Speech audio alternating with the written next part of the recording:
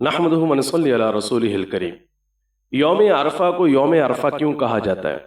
इस पर बहुत सारे अकवाल मौजूद हैं। उसमें से मैं सिर्फ एक कौल आप तमाम अहबाब के सामने जिक्र करता हूँ। यौम अरफा का मतलब होता है पहचान लेने का दिन। चूंकि हज़रत इब्राहीम अलैहिस्सलाम ने ख्वाब देखा था कि वो अपने बेटे हज़रत इस्माईल अलैहिस्सलाम को ज़िबह कर, और जिस रात में ये ख्वाब देखा था वो 8 ज़िलहज की रात थी। लेकिन जिस वक़्त आप बेदार हुए तो आप कुछ तरद्दुद का शिकार थे। अगली रात 9 ज़िलहज को जिस वक़्त आप सोए तो आपको दोबारा से वही ख्वाब दिखाया गया, जिससे आप ये पहचान गए, आपको ये पहचान हासिल हो गई कि ये हक़ तआला शानहू की तरफ से हुक्म है कि इब्राहीम अपने बेटे को ज़िबह करो। तो 9 ज़िलहज को चूंकि पहचान लिया था, इस वजह से इस दिन को यौम आरफा का दिन उसी दिन से कहा जाने लगा। लेकिन हकीकत यह है कि यौम आरफा को इसलिए यौम आरफा कहा जाता है कि इस दिन के अंदर हज का एक सबसे बड़ा रुकन आज़म जिसे रसूल करीम सल्लल्लाहु अलैहि वसल्लम ने अल हज आरफा कहकर हज करार दिया,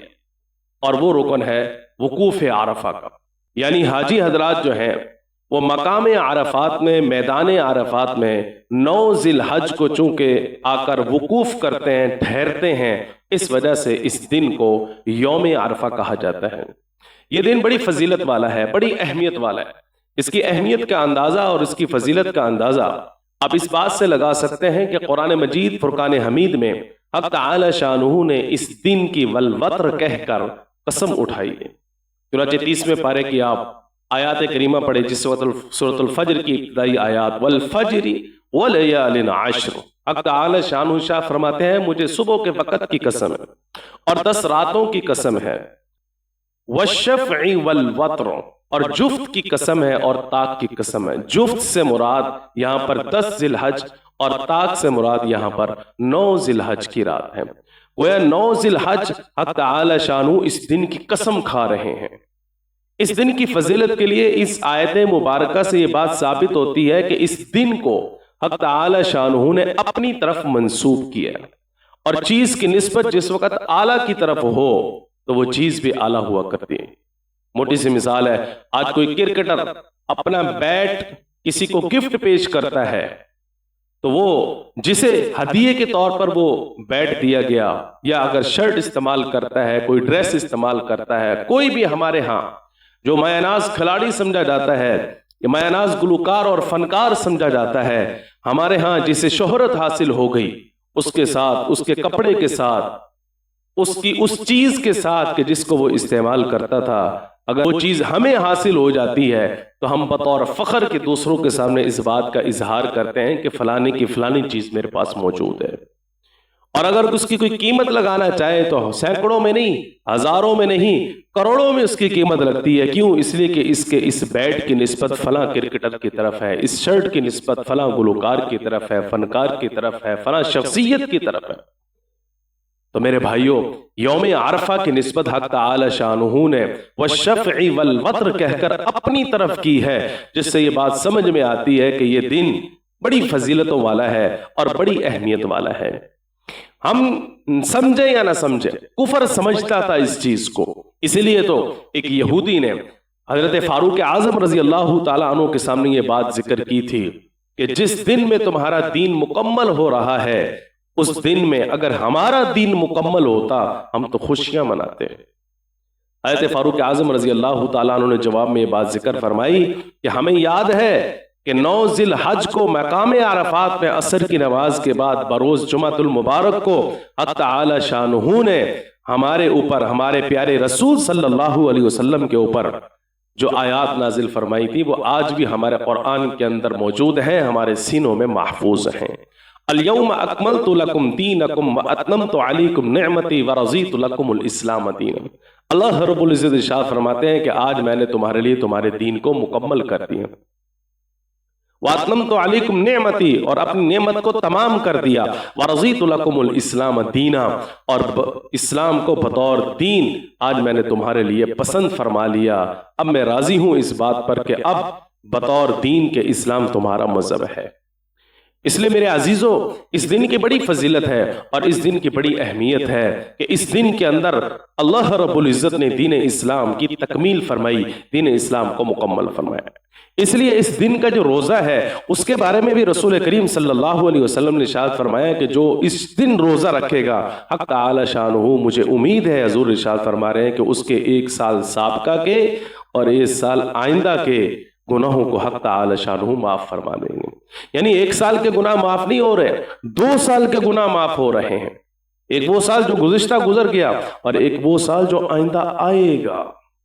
اس میں جو گناہ ہو جائے گا حق تعالی شانہ وہ بھی معاف فرما دیں گے۔ تو کتنا عظیم عمل ہے۔ اس لیے اس بار جو یوم عرفہ بن رہی ہے، 9 ذی الحج بن رہی ہے، وہ جمعۃ المبارک کا دن بن رہا ہے، اور جمعۃ المبارک والے دن ویسے ہی روزے رکھنے کی بڑی فضیلت آئی ہے، اور جمعۃ المبارک کو ویسے ہی رسول کریم صلی اللہ علیہ وسلم نے اپنی احادیث میں سید الایام، تمام دنوں کا سردار قرار دیا ہے۔ تو اس دن کے اندر اور بھی فضیلتیں آ گئی، بلکہ شب جمعہ کے بارے میں رسول کریم صلی اللہ علیہ وسلم ارشاد فرماتے ہیں کہ حق تعالی شانہ کی رحمت آسمانی دنیا کی طرف متوجہ ہوتی ہے، اور یوں ذکر فرماتے ہیں حق تعالی شانہ کہ ہے کوئی مجھ سے اپنے گناہوں کی بخشش مانگنے والا، ہے کوئی مجھ سے رزق کا طلبگار کہ میں اس کے رزق میں اضافہ کر دوں، ہے کوئی اپنے مسائل کا حل مجھ سے مانگنے والا کہ آج میں اس کے مسائل کو حل کر دوں۔ یہ شب جمعہ کو، ہر شب جمعہ کو حق تعالی شانہ کی طرف سے بندوں کے لیے اور اپنی بندیوں کے لیے آواز لگائی جاتی ہے، اور 9 ذی الحج کو خاص طور پر اس چیز کا اہتمام ہوتا ہے۔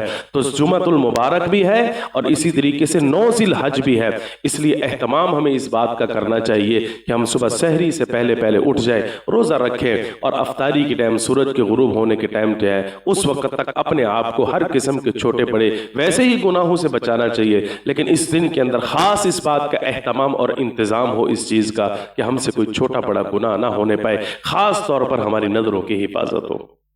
حضور اکرم صلی اللہ علیہ وسلم کی احادیث یہ بتاتی ہیں کہ اس دن سے زیادہ کبھی بھی لوگوں کو جہنم سے آزاد نہیں کیا جاتا، یعنی حق تعالی شانہ جتنے اس دن میں ان لوگوں کو جن کے اوپر جہنم واجب ہو چکی ہوتی ہے، حق تعالی شانہ ان کی بخشش فرماتے ہیں کسی دن میں بھی اتنے لوگوں کو جہنم سے آزاد نہیں کیا جاتا جتنا اس دن میں کیا جاتا ہے۔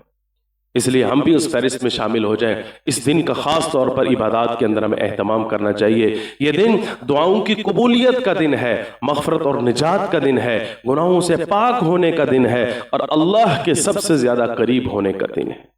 آخر میں آپ کو آج مغرب کی نماز کے بعد، یعنی 9 ذی الحج جس وقت اس دن کا آغاز ہو جائے، اسی دن رات کو، شام کو اس عمل کو ہمیں کرنے کی ضرورت ہے۔ عمل میں آپ کو بتاتا چلوں، اللہ کے نبی صلی اللہ علیہ وسلم نے ایک حدیث مبارکہ میں ارشاد فرمایا ہے، یہ حدیث مبارکہ آپ کو بہقی فی شعب الایمان میں ملے گی، الترغیب والترہیب حدیث کی ایک کتاب ہے اس میں ملے گی، در منصور ایک حدیث کی کتاب ہے اس میں ملے گی، اور یہ حدیث مبارکہ اگر آپ پڑھنا چاہتے ہیں تو ڈسکرپشن میں اس حدیث مبارکہ کو لکھ دوں گا، آپ اس کا عربی میں بھی متن پڑھ سکتے ہیں اور اس کی ٹرانسلیشن بھی پڑھ سکتے ہیں۔ اللہ کے نبی صلی اللہ علیہ وسلم نے اس حدیث مبارکہ میں ارشاد فرمایا ہے، اور اس حدیث کے راوی حضرت جابر بن عبداللہ رضی اللہ تعالیٰ عنہ فرماتے ہیں رسول کریم صلی اللہ علیہ وسلم نے ارشاد فرمایا کہ جو 9 ذی الحج کی رات کو 100 مرتبہ یہ الفاظ کہے، لا الہ الا اللہ وحدہ لا شریک لہ لہ الملک ولہ الحمد وہو علی کل شیء قدیر، اور پھر 100 مرتبہ وہ سورۃ الاخلاص پڑھے، قل هو اللہ احد اللہ الصمد لم یلد ولم یولد ولم یکن لہ کفوا احد، اور پھر اس کے بعد 100 بار درود ابراہیمی پڑھے، اللہم صلی علی محمد وعلی آل محمد کما صلیت علی ابراہیم وعلی آل ابراہیم انکا حمید مجید، اتنا پڑھ لے، اور پھر اس کے بعد عربی میں یوں الفاظ کہے، وعلینا معہم وعلینا معہم وعلینا معہم۔ تو یہ 3 چیزیں ہیں، ایک ہے لا الہ الا اللہ وحدہ لا شریک لہ یہ الفاظ، اور پھر سورۃ الاخلاص، اور پھر آخر میں 100 بار جو ہے وہ درود شریف پڑھ لے۔ اللہ کے نبی صلی اللہ علیہ وسلم ارشاد فرماتے ہیں حق تعالی شانہ